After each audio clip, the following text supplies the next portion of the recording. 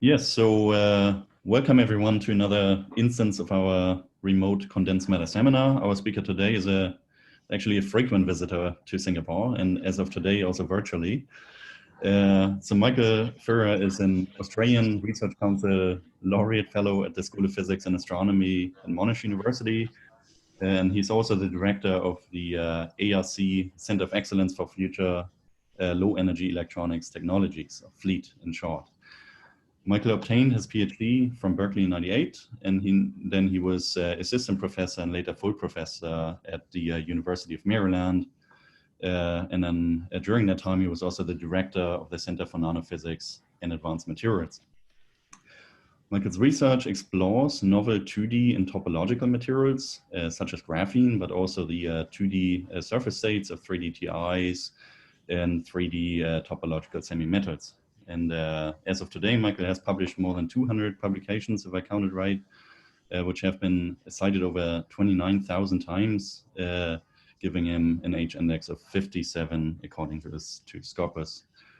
Yeah, and his talk today will be on sodium-3 bismuth as a platform for low-energy topological electronics. And with this, I'm handing over to you. Okay, thanks very much for the introduction. Thanks for the update on the H-index. I've lost track, but that sounds great. Yeah, so I'm going to tell you today about our work on thin films of sodium-3 bismuth.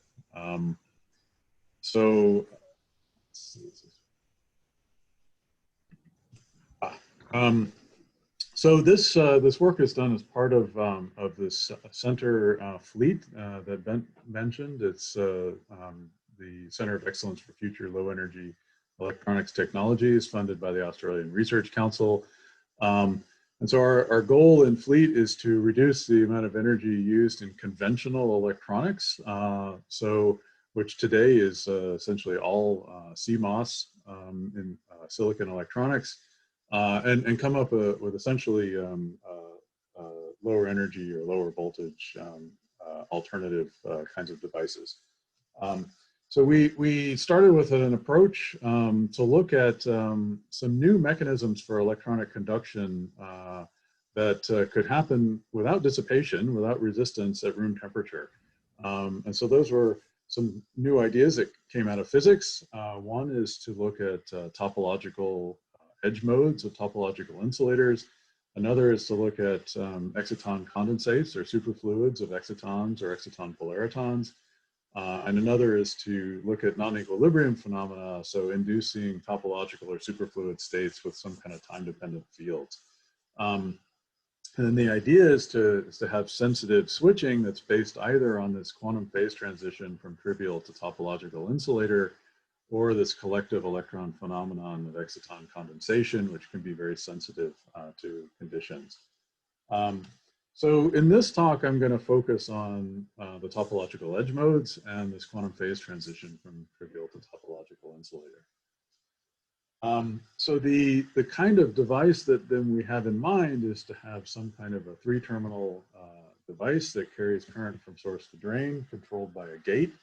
And then the gate would apply an electric field, and that electric field might transform a material from conventional insulator to a topological insulator.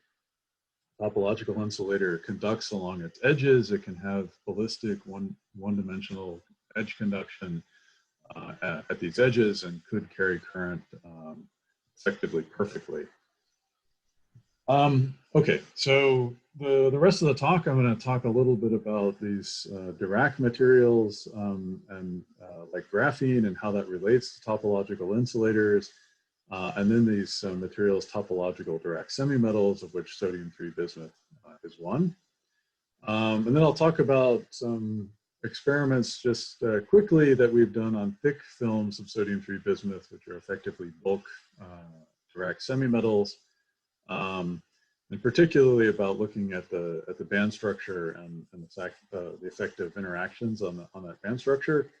And then I'll transition to the very thin 1 or 2 atomic layer thick sodium-3 bismuth, which is a 2D topological insulator, and tell you about recent experiments we've done on that. First, an electric field tuned topological phase transition from topological to conventional insulator. And then second, the fact that we've observed edge state conduction over millimeter distances in this material. And those edges have a novel giant negative magnetoresistance that's a signature of this chiral topological transport. Okay. So I'm going to start with graphene. Graphene has been understood for a long time theoretically. It was really only theoretical for quite some time, but the band structure of graphene was worked out in 1947 by Wallace within a tight binding picture, and I've written down the nearest neighbor tight binding bands here. So graphene's a honeycomb lattice of carbon atoms. This tight binding model tells us that it has a conduction band and a valence band that are derived from these pi orbitals, but they touch at certain points. They touch at these K and K prime points at the corners of the first Brillouin zone.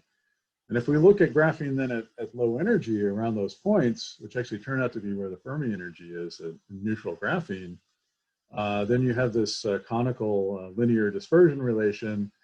The Hamiltonian looks like this massless Dirac equation in 2D.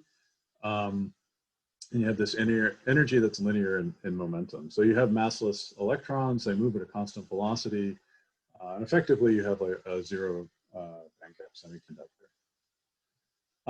So one of the first things that people thought about after graphene was realized experimentally is what's the ultimate ground state in graphene? And so Charlie Kane and Jean Malie considered perturbations to this Hamiltonian, this massless Dirac Hamiltonian.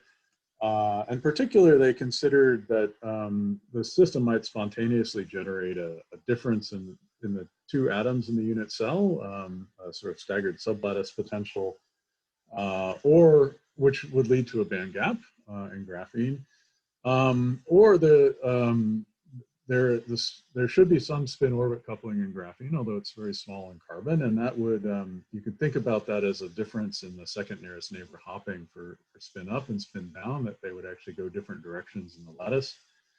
And that term actually also opens a band gap. And the calculations I'm showing here from Kane and Malie's paper are actually done on finite ribbons of graphene, and so they have edges. And you can see that these two band gaps are different in that there are states at the edge, which are shown in red and green. And in this case, they don't cross the gap, and in this case, they do. So it's now known that this case is a trivial insulator, the regular old insulator, and this case is the topological insulator in 2 dimensions. And so this topological insulator, which was new, is called the quantum spin Hall effect. And so what that it's a topological insulating state that can exist in zero magnetic field. It's time reversal symmetric.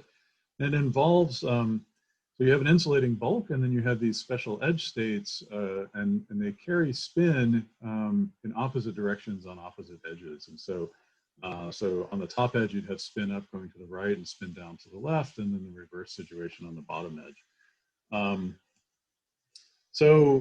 That quantum spin Hall effect then was actually realized experimentally, not in graphene, because the spin orbit coupling is really too small in graphene.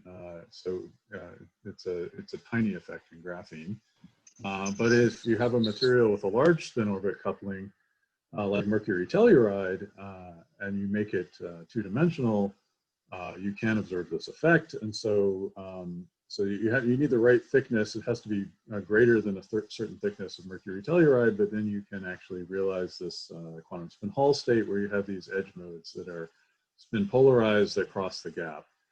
And that experiment, they were actually able to tune this Fermi energy into the gap.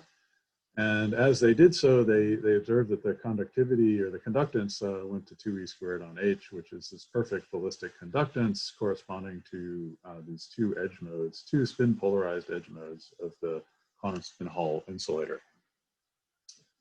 Okay, so the what Kane and Millay showed generically is that this graphene, which this linear Dirac band structure, lies right between regular insulator and topological insulator. And in fact, if you perturb it in the right way, you could get a topological insulator or a regular insulator. And so that's generically true about these Dirac materials. And so one question that arises is, what about 3 dimensions? You know, so could we realize this kind of Dirac material that's between conventional and topological insulator in 3D? And the answer is yes. These Dirac materials can exist in 3 dimensions. And generically, they would lie at the critical point where there's a band inversion. And so as a function of, for example, mass parameter that might invert these bands, there should be some critical point at which the bands touch, and then beyond that they cross, and you have a topological insulator. So this is known, for example, in the bismuth antimony alloy series, that this critical alloy concentration exists. But it requires fine tuning. So if you're a bit away from this critical point, then you would generically realize some insulating state that's gapped, and you won't get this this Dirac cone. But it turns out actually that you can stabilize this these Dirac cones over a range of phase space. If you introduce another symmetry. So in addition to the time reversal and inversion symmetry, if you have a rotational symmetry, you can effectively protect these Dirac cones. So there you can choose a C3 or C4 rotational symmetry. And the first such material that was predicted to have these Dirac cones then was this alkali metal 3 bismuth structure. So sodium 3 bismuth is one example. So the structure looks something like this. You have these this honeycomb lattice of sodium and bismuth, and then you have these apical sodium atoms above and below each hexagon. So this structure does have these Dirac cones. They're located in momentum space, off center from gamma along this sort of C-axis, and they're anisotropic. So they have different velocities along C and along AB, but they do have this linear dispersion in all 3 momentum directions. Okay, so back to electric field tuned phase transitions. This is what we want to realize. So we thought Dirac materials might be good because they're near this boundary between conventional and topological insulator, but we'd like to tune that with an electric field. So actually that can be seen if we go back all the way to this Kane and Millay paper. As a function of these perturbations in the Hamiltonian, you can tune the phase from quantum spin Hall, which is topological, to conventional insulator. And in principle, those terms are all tunable by electric fields. So the Rashba term is an electric field term, and sublattice symmetry could be tunable by electric field, for example, if you had a staggered sublattice. So, so those are things that could in principle be controlled by field. And in fact, this seems to be quite generic, that electric field effects are there in most topological materials. These have been predicted, for example, in topological crystalline insulators by breaking this I symmetry with an electric field. In silicene and in TMDs such as tungsten ditelluride, this has been predicted, and also in these topological direct semimetals. If they're made very thin, they can be topological insulators and be converted to conventional insulators. In particular, sodium 3 bismuth, if it's made very thin, there's a confinement effect, and that Dirac semimetal, then that Dirac cone, that Dirac point is no longer allowed at when the material is very thin, and you end up with a topological insulator in monolayer and in bilayer sodium 3 bismuth. And these are little pictures of the band structure that show the edge modes. And in fact, that topological phase transition as a function of electric field is expected in ultra-thin sodium 3 bismuth. So this is work that we did with Shengyuan Yang's group. at zero electric field, for instance, monolayer sodium-3 bismuth is a topological insulator showing these nice edge modes.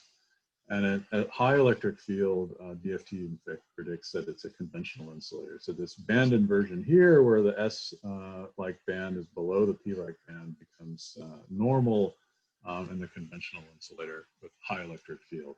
And this is driven by a Stark effect that mixes these different bands in the material. Okay, so on to experiments. So one of the difficulties with working with this material is that sodium-3 bismuth is actually quite air sensitive. And so we have to do all the experiments in ultra-high vacuum. And so the experiments that I'll show you are done in a unique facility that we have that allows us it has an MBE chamber for thin film growth, and so we can grow the material in ultra-high vacuum. We can transfer the material in vacuum to an STM at 4 Kelvin. And on that STM head, we're able to apply a magnetic field up to 1 Tesla, and we have several electrical contacts at the sample holder, so we're able to do electrical measurements as well. So the sample holder looks something like this. So we're able to actually land the tip on the sample and scan the STM tip on the material, but we can grow the material through a shadow mask onto pre-existing electrodes that are connected here, and so we can do transport measurements as well.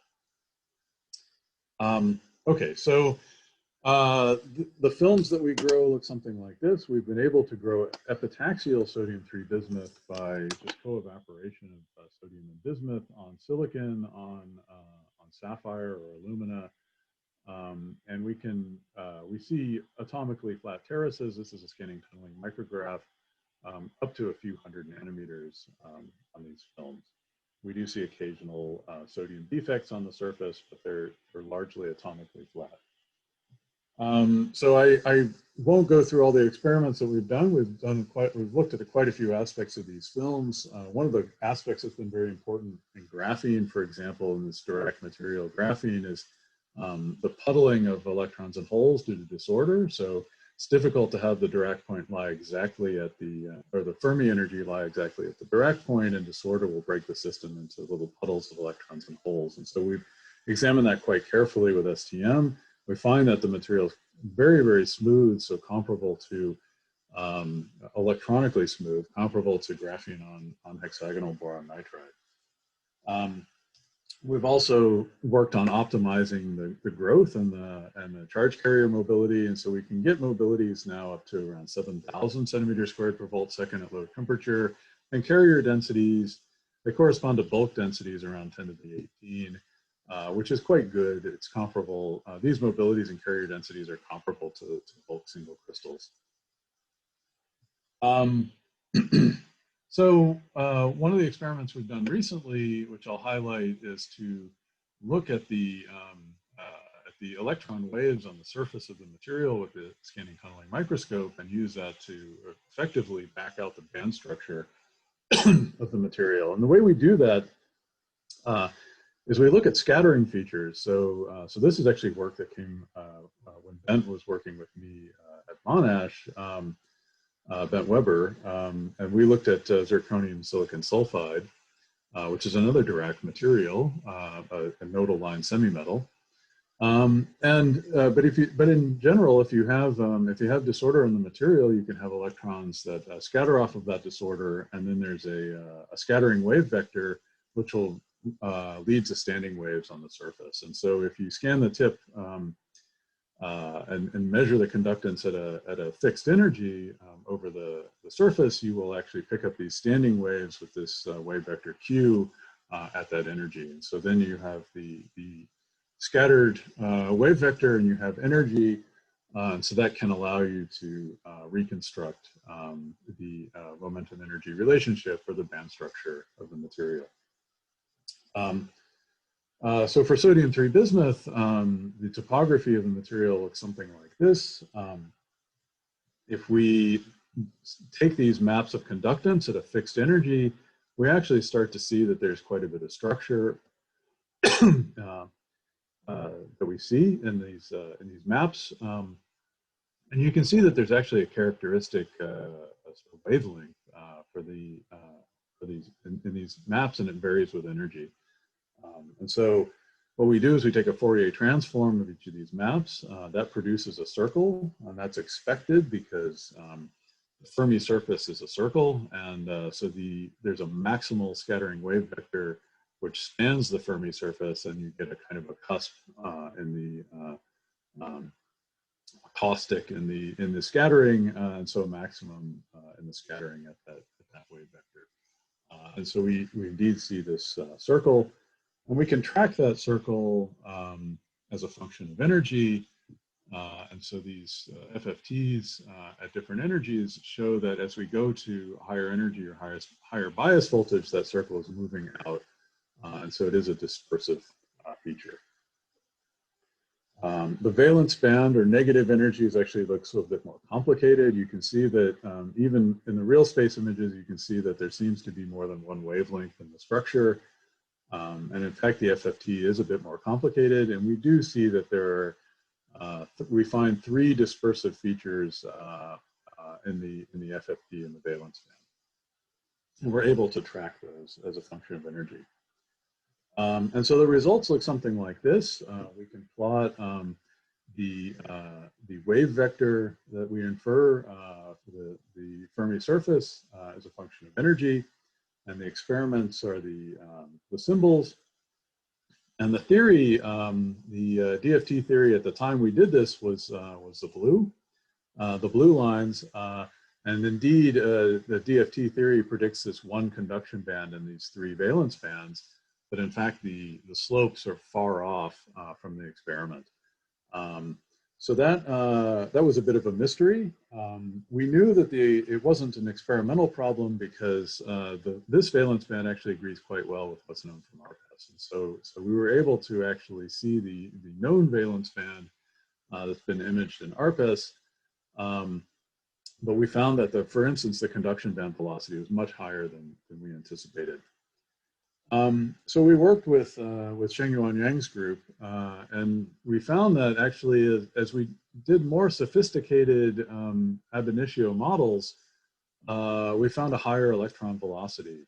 So the velocities seemed to get larger as we had an increasing sophistication in how we treated the exchange and correlation corrections.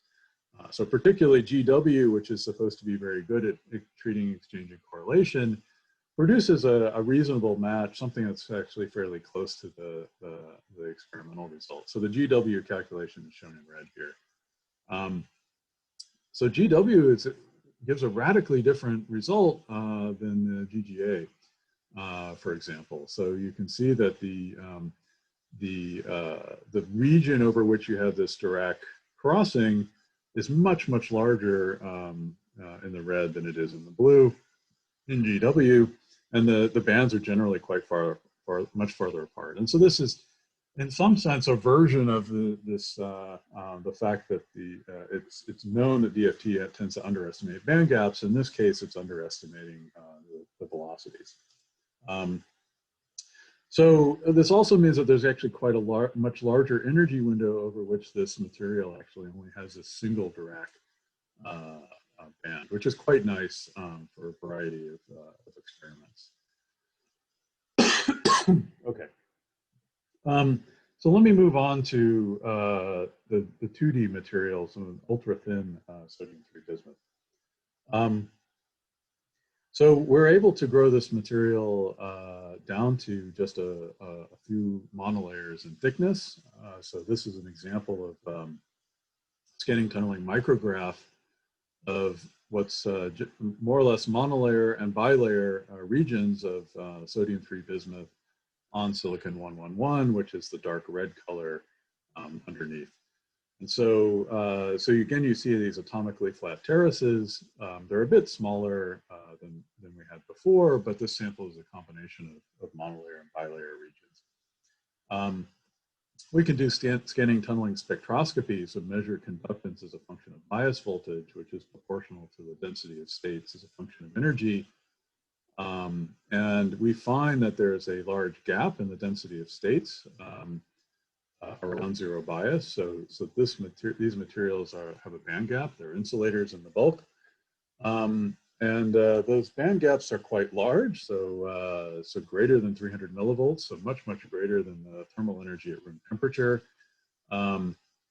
The experimental numbers again are the blue symbols. The VFT result is shown in red if we include these sodium vacancies on the surface, which is in reasonable agreement, although again it underestimates the band gap, but that's expected from VFT. We can look at the ARPES, angle resolved photoemission spectroscopy, which directly measures the binding energy of electrons as a function of their momentum in the material. The raw data is on the left here, which shows actually three bands, three valence bands. So and essentially a semiconductor or an insulator. So there's no band crossing the Fermi energy, which is zero here, and there is a gap. If we take the second derivative of the spectrum, it highlights the bands a bit better. We can compare to DFT. There are features here of monolayer and bilayer, which are overlaid in blue and green. Generally, these have three groups of bands, which is what we see. So there's a group of bands here, here, and here, and that's seen in DFT and experiment. And then there are other features. For instance, this feature is a monolayer feature. And so there are features and this feature down here is a bilayer feature. And so it matches this guy here.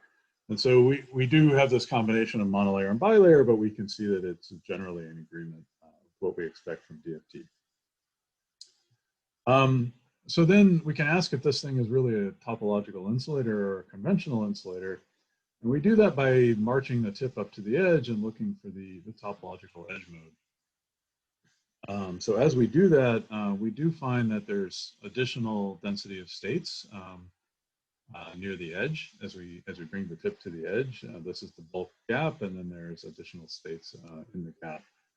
We can map that here. We show the density of states versus bias voltage and its distance from the edge, and we see that this gap region is filling in as we get closer to the edge. And if we integrate over this gap window as a function of distance from the edge, we see that density of states is falling off roughly exponentially over a distance of around a nanometer. And so that's what we expect. We expect this exponentially decaying density of states into the bulk. It decays over a distance that's much larger than a lattice constant, so it's not some chemical state at the edge. It's an electronic state that lives in the gap. And so that's this topological edge mode. And that agrees with the DFT calculations that we do expect that this bilayer sodium-3 bismuth is a topological insulator. So lastly, we can look at the effect of electric field. We do that by taking our STM tip and bringing it very close to the sample. So the STM tip is actually at a different electrostatic potential than the sample because it has a different work function. And so as we bring it closer, we vary the electric field between tip and sample. And so the spectra looks something like this. So yellow is far from the surface. We see this large band gap around 300 millivolts. As we increase tunnel current, so bring the tip closer to the surface, we see that gap is closing down. These curves are shifted for clarity. And then the gap actually closes to zero at this point. You can see a nice Dirac-like V-shaped density of states, and then it opens up again. And so the gap actually closes to zero and then reopens as a function of electric field. And so that is signifying a band inversion. We're effectively using this tip to untie these topological knots and then retie them as conventional. So we can make a phase diagram of the phase as a function of band gap, measured by the band gap as a function of electric field. So the topological phase here has a band gap that closes to zero and then reopens as a trivial band gap, trivial insulator. So we do have this electric field tune transition, which is exactly what we want. We want to make a transistor. Okay. So last, I'll talk about looking at edge state conduction in this ultra-thin sodium-3 bismuth. So in order to look at edge states, we need to grow sodium-3 bismuth on an insulator. So we grow it on crystalline single crystal sapphire. Again, by MBE, we can examine the growth with Reed, reflection, high energy electron diffraction. We see a nice streaky Reed pattern, which indicates it's epitaxial. And the STM looks something like this. It's not quite as high quality as the growth on silicon. If we take a histogram of this image, we find two peaks that correspond to monolayer and bilayer material. So we kind of have, again, a mix of 1 and 2 layer material on the sample, and it's continuous coverage of that material. So the nice thing is that both 1 and 2 layer material are topological, and so we expect that this is a robust topological insulator, and this edge, this thickness disorder is not terribly important. Yeah. So we're able to make these devices with a shadow mask so that we can grow them onto pre-existing electrodes in a Hall bar configuration. This device is actually on silicon dioxide on silicon, which makes it more visible. When it's on transparent sapphire, it's very hard to see, but you get the point that this little darker area here is the Hall bar of sodium-3 bismuth connected to these electrodes.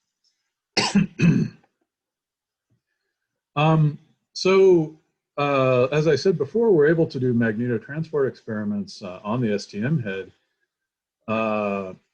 This is what we see if we measure magnetoconductance of the films just after growth. These very thin two-dimensional sodium-3 bismuth films. So they're slightly doped, and I've marked the doping here that we get from the Hall effect measurement. So that it's in the 10 to the 11 carriers per centimeter squared, so very low doping. And we see a magnetoconductance at low magnetic field, and it has this cusp-like character. And so that reminds us of a weak localization effect. And so we'll analyze those curves within that framework. So weak localization arises from this, interference of electrons scattering off of multiple scattering centers in a material, and the fact that if an electron is scattered back into the same mode from which it came, that scattering event and its time reverse path actually constructively interfere, and they lead to an additional resistance. That resistance can then, that interference can be scrambled with a magnetic field. So if we put a flux through this loop, there's an Aharonov-Bohm phase, and it's different for the two processes. And so that breaks time reversal symmetry, and it scrambles this interference, and you recover kind of the classical conductance result. So the end result is that the conductance is suppressed at zero magnetic field, and then at high magnetic field, it approaches the classical result. So you get a positive magnetoconductance. In a Dirac material, you actually expect a different effect. You expect that there's a spin that's coupled to your momentum everywhere. And so the spin precession actually adds another phase, a pi phase shift, as you complete a loop. And in fact, that leads to a destructive interference of backscattering. And so you expect an enhanced conductance at zero magnetic field, and you actually expect that conductance to logarithmically go to infinite conductance at zero temperature and zero field. And in fact, you get a conductance correction, something like this. And so you should have a negative magnetoconductance, or weak anti-localization in a Dirac material. The generic case is quite complicated. We can characterize it with this Hikami, Larkin, Nagaoka formula for the case where you have some finite spin orbit interaction, but not perfect spin and momentum coupling. So what we've seen before, which I didn't show you earlier, was in very thick sodium-3 bismuth, we do see perfect weak anti-localization. So these are fits to this HLN formula with a zero spin orbit length, so corresponding to perfect spin momentum coupling. And in fact, the fits are really quite fantastic. They're right on top of the data. But what we see in the ultra-thin sodium-3 bismuth is that there is this combination of weak localization giving this negative magnetoconductance, and then there's weak anti-localization, and then there's some weak localization causing an upturn at higher fields. And so we can fit to the full HLN formula, and we can extract both the phase coherence length and the spin orbit length. And we find that the phase coherence length is decreasing as we go to lower carrier density, while spin orbit length is increasing. And so generically what that means is at very low doping, when we're close to the gap edge, we have poor spin momentum locking, which is broken by the fact that we opened a gap. And we see more weak localization type behavior. So we see this upturn in the magnetoconductance. And at high doping, we see something more like the Dirac cone. We're far from the gap, and we see good spin momentum coupling, short spin orbit length, and something that's quite close to perfect weak anti-localization. So that this crossover from weak anti-localization to weak localization is reflecting the fact that we opened a gap in the system. Okay. So what we'd really want to do is put this Fermi energy in the gap so we can realize this 2D topological insulator. And the way we do that is we deposit this molecule F4TCQ on the material. It's a strong electron acceptor. It pulls out these electrons and moves the Fermi energy into the gap. And so what we're going to study as we move the Fermi energy into the gap, we're going to measure the resistance in the normal 4-probe configuration. And we're also going to measure this non-local resistance where we run current around one corner and we measure voltage on another corner. And the reason for that, if we have a uniform conductor and we measure the local resistance, we get a large signal. If we try to measure this non-local resistance, the current flows around the corner here and we get very little voltage signal. And so this should be about, in our geometry, this is about 10 to the minus 3 compared to this one. So this signal is very, very small. So if there's, in a bulk conductor, that non-local measurement will effectively give us 0. But if we have an edge conductor, then the current will run all the way around the edge here. And as it does so, it'll produce this voltage, which actually is comparable in both measurements. And so, so the ratio between non-local and local resistance will be closer to 1. And so we can use this ratio to detect whether we're in the bulk regime or we have an edge conductor. So we measure those as a function of this F4TC&Q coverage as we're trying to move the Fermi energy into the gap. So this is what we see when we look at this ratio of the non-local to local resistance. It does start out around 10 to the minus 3, which is what we expect for our geometry. As we start doping, it starts rising and eventually it saturates around 1. And that's what we expect for an edge conductor. So from the resistance in this edge conducting state, we infer that the edge resistance is around 300 kiloohms per micron, which is quite large. It implies a mean free path for scattering along the edge of around 100 nanometers. I'll talk more about that in a minute. We also, in this edge conducting regime, we see a highly nonlinear IV curve. So as we try to pass more current through the sample, what we see is that at low current, this ratio of non-local to local resistance is around 1, and we have this steep voltage versus current. And then at high current, this ratio becomes lower, and so this curve turns over. And that makes sense. It says that at some current density, will exceed the capacity of the edge to carry current, and it'll break down the bulk, and we'll lose this non-local signal. And that occurs at around 150 millivolts, which is on the same order of magnitude as the bulk gap, and so that's quite sensible. Okay, so we think we're breaking down the bulk at high current. So the edge is resistive, and that's in some sense surprising, but it turns out this is seen in all 2D topological insulators. So theoretically, if time reversal symmetry is preserved, the 2D edge of the 1D edge of the 2D topological insulator should be a perfect conductor. It should have a conductance of 2e squared on h, or 1e squared on h per edge. But experiments show that the conductance is much less than this, generically, if you make the sample large. And in fact, there's little temperature dependence, so it doesn't seem to be tending toward perfect conductance at 0 temperature. So there are various theories to explain this, and one idea is that there are local moments in the sample, spins that are coupled to the exchange coupling to the edge state, and they can scatter electrons in the edge.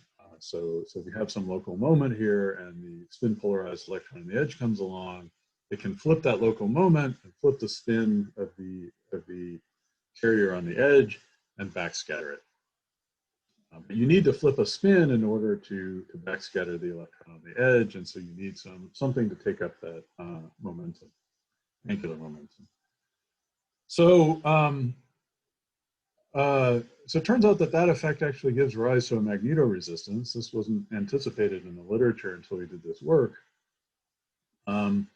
But so here I'm showing actually this magnetoresistance for the bulk, and so this shows this weak anti-localization that I talked about before.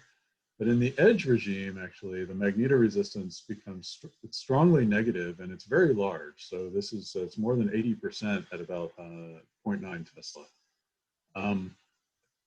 So we took the theory that had already been around for many decades on scattering by condo impurities at temperatures higher than the condo temperature, and we just adapted that for the helical edges of the TI.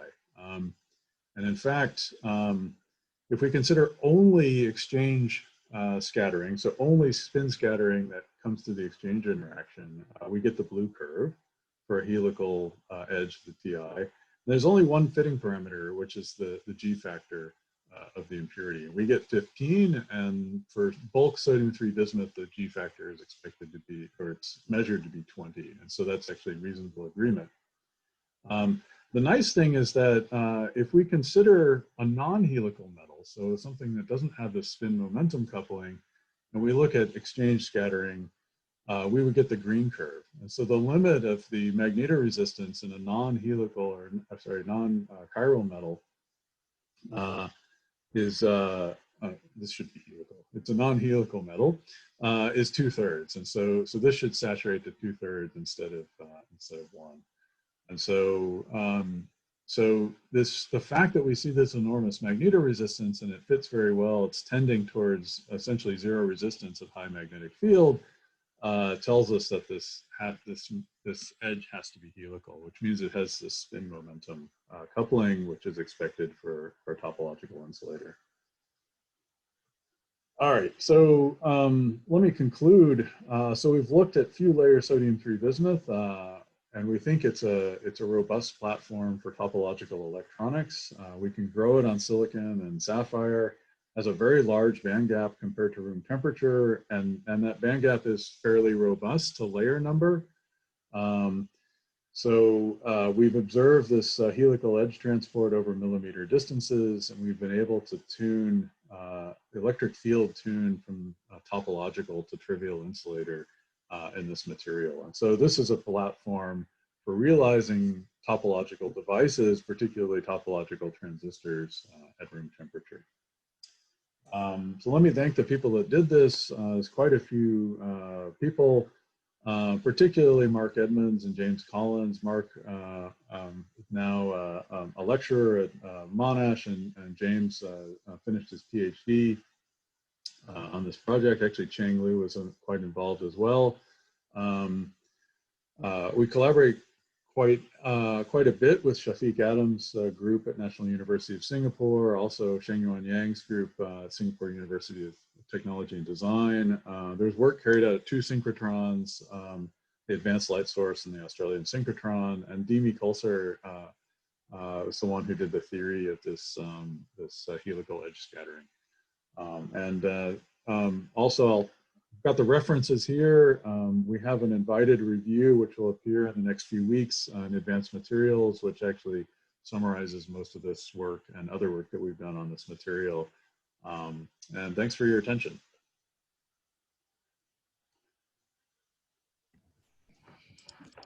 Yes, thanks, Michael. It was very exciting, especially the recent developments. Yeah, I suggest we open the session to questions.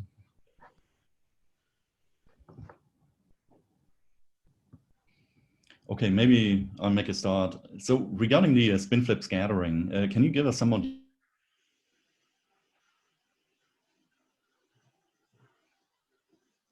You froze for a second.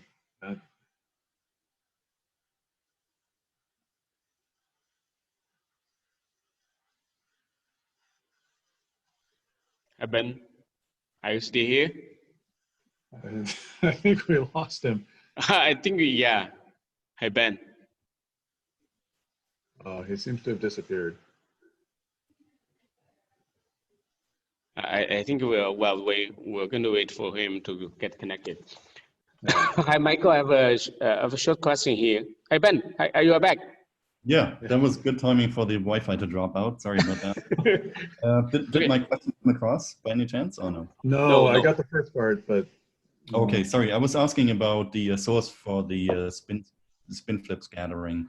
So you were saying that's due to local moments in charge puddles. So where are those charge puddles located? Along the edge or in the bulk of them? Yeah.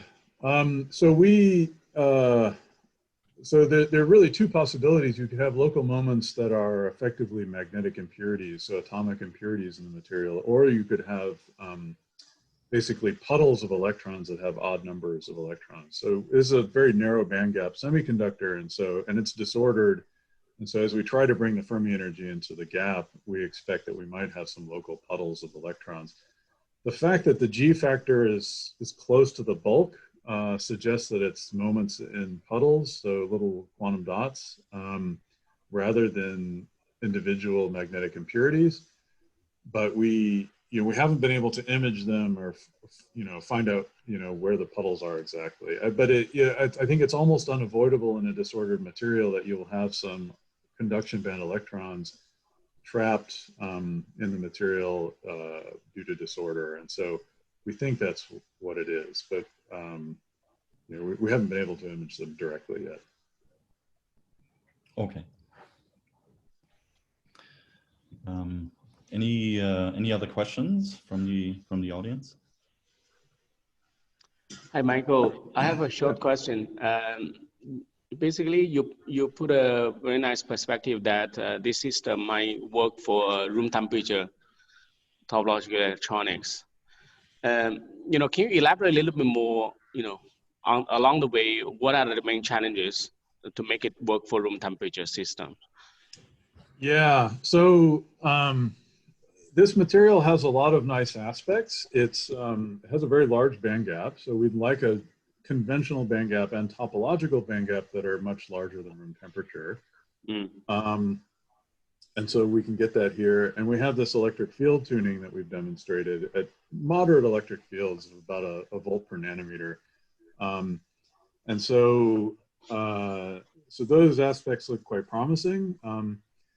I would say this material, it's been very good for us as a demonstration platform. It is difficult to deal with technologically because it's very air sensitive. And so we have some difficulty in that we've had to do everything in ultra high vacuum. We have done a little work. I'll show it. I put the slides in here just to show where this might go. So we have been able to cap this material so that we can make it air stable and bring it out of vacuum and do other processing. To some extent, it's been quite difficult. So we have had some success with magnesium difluoride or silicon as capping layers. They don't hurt the material when deposited in vacuum. They don't change the mobility much. And at least with magnesium difluoride, we've seen that the sample can last for days in air without the resistance changing much.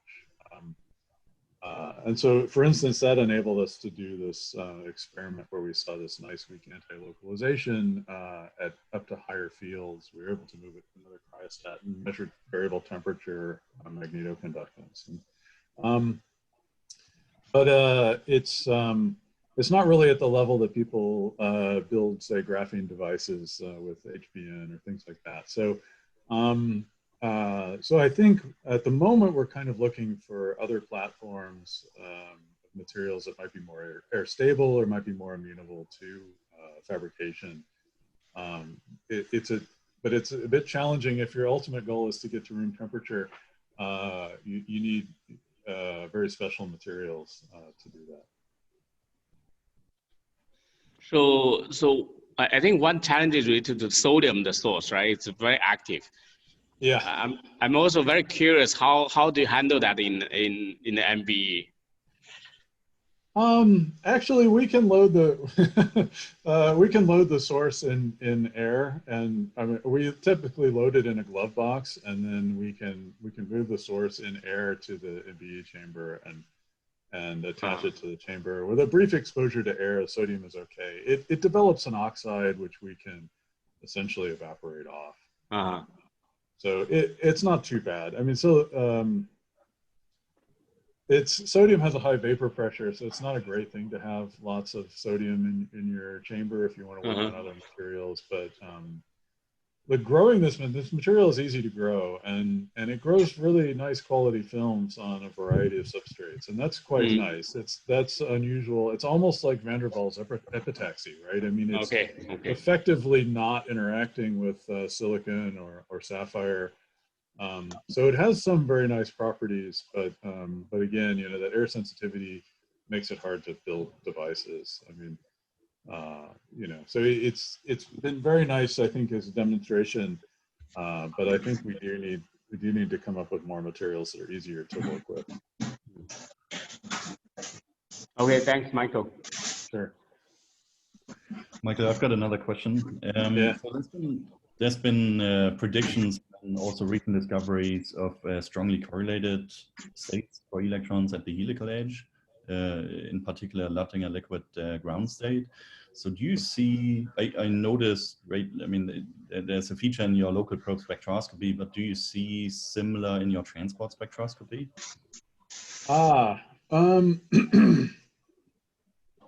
I don't think we can say. I think in the transport, I'll show you the feature in the local spectroscopy, just so other people know what we're talking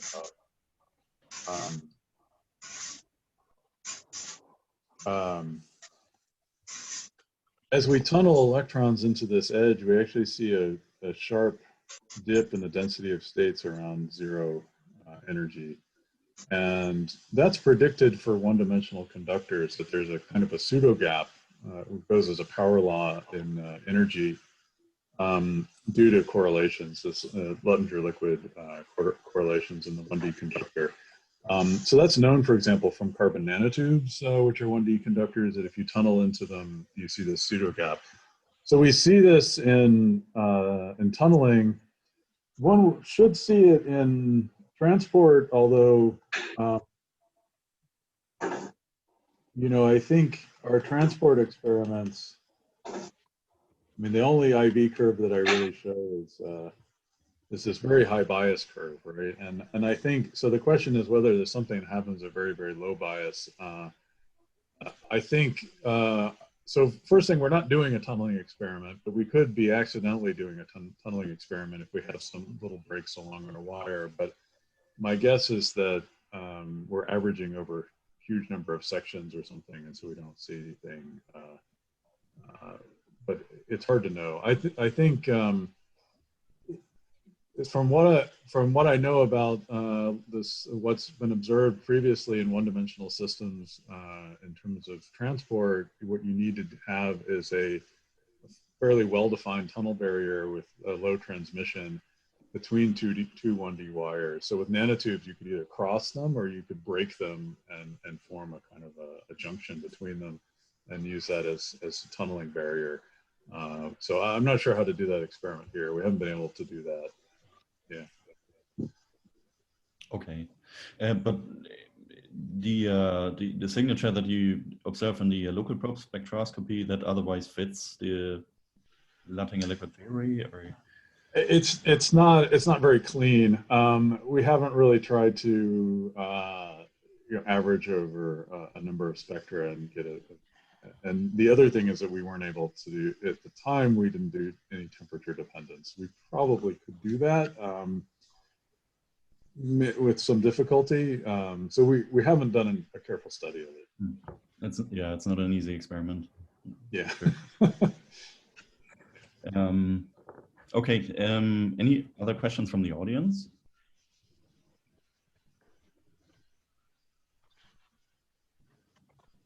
So I have a question. Can I? We have time? Sure. Okay, so maybe it's a bit a stupid question, but you know, in semiconductors, you can have localized states which lie within your gap, right? And you can also have surface states and things. So I wonder whether in the you made an argument before to demonstrate that you have a topological insulator, right? That you say that your edge, your mid-gap state, or your conduction increases. Is it a strong argument to verify your findings?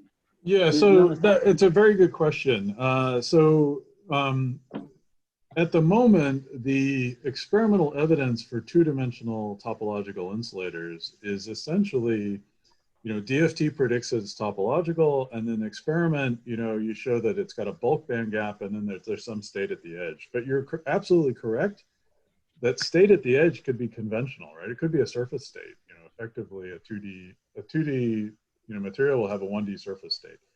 And so it's not really terribly strong evidence that it's topological. So I think actually this magnetoresistance experiment in edge transport demonstrates that not only do we have a conducting edge, but that conducting edge has a magnetoresistance that you only get if you have only spin scattering and it's helical spin scattering. So the only spin scattering is spin flip scattering, right? You could have spin preserving exchange scattering, but if you had that, you would get this green curve, right? So if the only resistance is spin flip scattering, you get the blue curve. And so the only edge that gives you that is a 1D helical edge, which is what you get in a topological insulator. So it's, I think it's quite good evidence. It's about as good. It's about as good as you get, I guess. That's my argument. Yeah, it took us a while with the referees, though. Yeah. Okay, thank you. No, I think this spin is convincing. This spin phase. Yeah. It's hard to prove, right? I mean, you can't do RPES on a 1D edge. At least it'd be very difficult, right, to do angle resolved photo emission. So with 3D topological insulators, you can look at the 2D surface, and you can do RPES, and you can show that it has spin momentum locking. But for 1D, it's quite difficult. And is it possible to do a spin resolved RPES, or is not? So you could do spin resolved RPES, but what you want to resolve is the spins along the edge, right? And so the edge is very little of your sample, and so you have very few photoelectrons coming from the edge. And so unless you somehow structured a sample that had massively parallel edges, lots of them all over the sample, it'd be very difficult to have a RPES signal. I see. Okay. Not impossible, but it's difficult. Difficult. I see. Yeah. Thank you.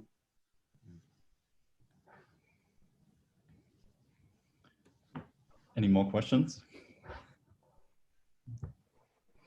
So Michael, maybe I ask another one. So it seems like from your introduction, you're predominantly targeting sort of room temperature applications, which seems possible because of the large gap. Have you considered hunting for superconductivity in this system? We haven't looked at superconductivity at all, actually. It's an interesting question to try to couple this to a superconductor, but we haven't done it.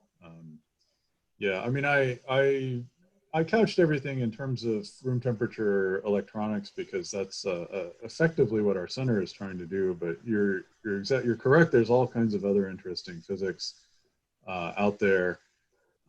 Coupling edges to superconductors is a way to realize Majorana modes, and so that's can be quite interesting. Since we have a large gap system with what looks like fairly robust edges, it's a good idea.